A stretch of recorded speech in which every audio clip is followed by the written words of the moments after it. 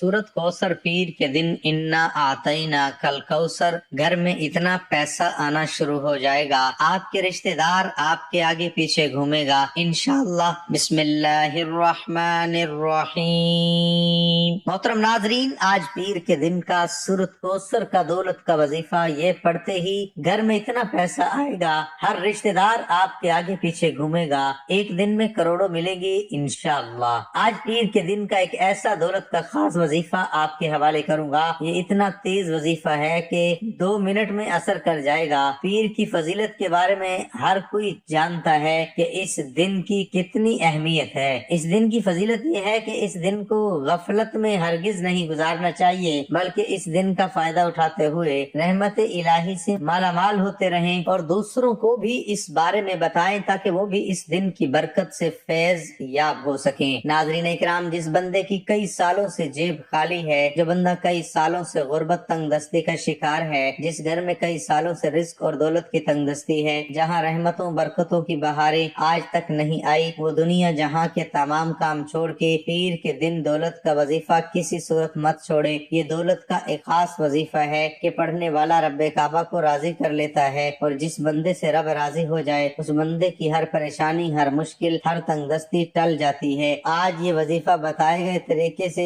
एक बार मेरे कहने पर करके देखें, आप तमाम वजीफों को भूल जाओगे। सिर्फ पीर के दिन पढ़ने की देर है। ये वजीफा आज तक जिस किसी को बताया, जिसने पढ़ा, रब ने बेशुमार रहमतों बरकतों से नवाजा। ये वो आयत है जिससे आपकी तमाम परेशानियां खत्म हो जाती हैं। एक सहाब मौला अली शेर खुदा मुश्किल कुशा की बारगाह में हाजिर हुए और फरमाया कि मैं तंग दस्त हूँ, घर के हालात खराब हैं। मौला अली ने फरमाया जाओ इस्तगफार करो। एक दूसरा शख्स आया, कहा मैं बे औलाद हूँ, परेशान हूँ, नरीना औलाद दे दीजिए। मौला अली ने फरमाया जाओ इस्तगफार करो। एक तीसरा शख्स आया, उसने कहा मौला अली मेरे घर में परेशानी है, अपना मसला बयान किया। मौला अली ने फरमाया जाओ इस्तगफार करो। वो तीनों शख्स चले गए। पास बैठे एक बंदे ने मौला अली शेर खुदा, जिसको लकब मिला है मुश्किल कुशा, से पूछा कि मौला अली आपके पास 3 बंदे आए, तीनों ने अपने मुख्तलिफ मसाइल पेश किए और आपने तीनों को इस्तगफार का ही जिक्र क्यों कहा? तो मौला अली ने फरमाया कि आज हमारे तबाही और बर्बादी की सबसे बड़ी वजह हमारे गुनाह हैं। अगर किसी का रिज्क तंग होता है तो वो तौबा करे,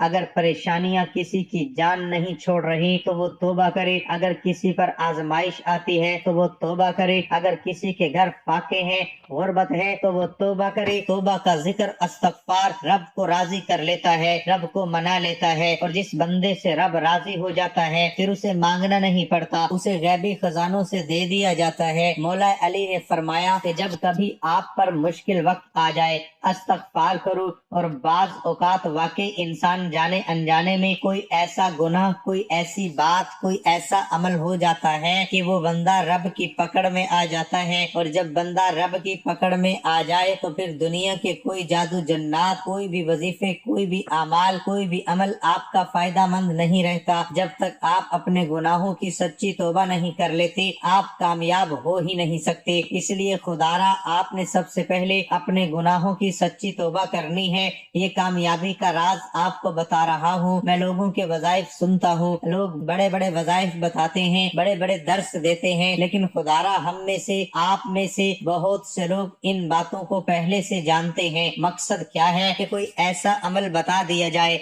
जो हमें वाकई कामयाब कर दे। तो इस्तगफार एक ऐसा अमल है जो हमें गुनाहों से छुटकारा दिला सकता है। नाज़रीन इकराम, हमारे गुनाह ही हैं जिसकी वजह से हमारी तबाही और बर्बादी बढ़ती जा रही है और खत्म होने का नाम नहीं ले रही। आप इस तबाही और बर्बादी से बचना चाहते हैं तो इस्तगफार की कसरत करें। इस्तगफार के लुग़वी मायने मग़फ़िरत तलब करना है, और मग़फ़िरत गुनाह के शर से बचने को कहते हैं। दीन इस्लाम में इस्तगफार की बड़ी अहमियत है, और कुरान करीम में बहुत सारी आयात मौजूद हैं जो मग़फ़िरत और इस्तगफार के बारे में बताती हैं। कुछ आयात इसके बारे में हुक्म देती हैं, कुछ उसकी तलब के बारे में है, और कुछ इसकी तारीफ बयान करती हैं। सूरत अन-निसा में अल्लाह रब्बुल इज्जत ने नबी मोहतरम मोहम्मद को हुक्म दिया और फरमाया, और अल्लाह ताला से बख्शिश मांगो, बेशक वो बख्शिश करने और मेहरबानी करने वाला है। सूरत मुज़म्मिल में रब्बे करीम ने मोमिनों को इस बारे में हुक्म दिया, और अल्लाह ताला से बख्शिश तलब करते रहो, यकीनन वो बख्शने والا مہربان ہے۔ ختم المرسلین کا فرمان ہے، اور میں اللہ سے دن میں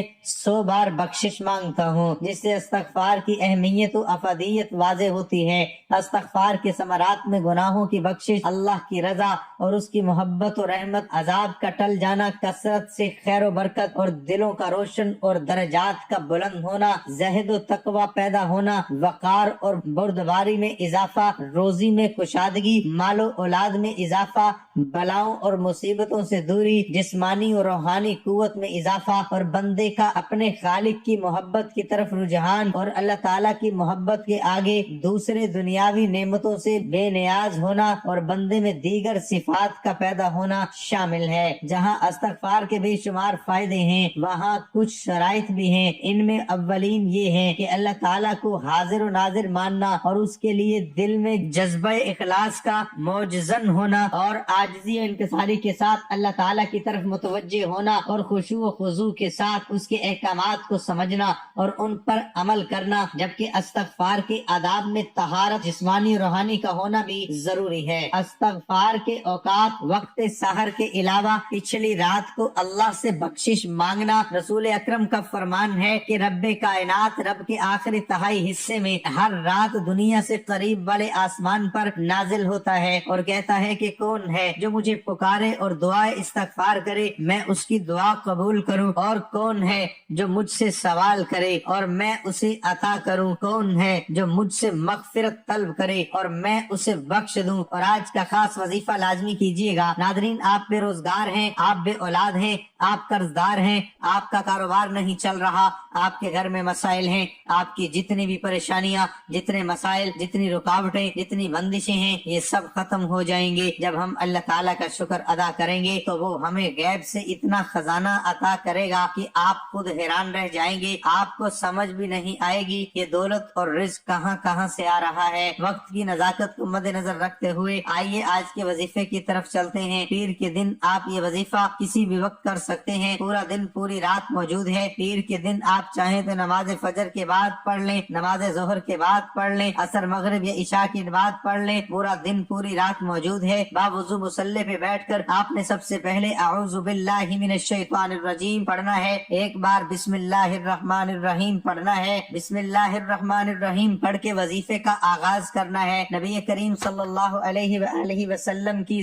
ذات اقدس پر 3 مرتبہ درود پاک پڑھنا ہے۔ درود پاک آپ صلی اللہ علیہ وآلہ وسلم پڑھ لیں یا صلی اللہ علی محمد پڑھ لیں یا نماز والا درود ابراہیمی پڑھ لیں، تو اس سے بڑھ کر اور کچھ بھی نہیں۔ ایک مرتبہ میرے ساتھ بھی درود پاک پڑھ لیں تاکہ ثواب ہو۔ اللہم صلی علی محمد وعلی آل محمد کما صلیت علی ابراہیم وعلی آل ابراہیم انک حمید مجید۔ اللہم بارک علی محمد وعلی آل محمد کما بارکت علی ابراہیم وعلی آل ابراہیم انک حمید مجید۔ آپ نے درود پاک پڑھتے ہی سب سے پہلے عاجزی کے ساتھ اپنے مقصد کی نیت کرنی ہے۔ مقصد جتنا بڑا ہو، یہ نہ دیکھنا کہ یہ ناممکن ہے، دیکھو کہ مانگ کس ذات سے رہے ہو جو عرش الہی کا رب ہے، خزانوں کا مالک ہے۔ آپ اس رب سے مانگ رہے ہو جس کے قبضہ قدرت میں دونوں جہان کی بادشاہت ہے، اور وہی آپ کو عطا کرے گا۔ بے شک وہ ہر چیز پہ قادر ہے، اور وہ بہت غفور الرحیم ہے اور بے نیاز ہے۔ آپ انشاءاللہ جو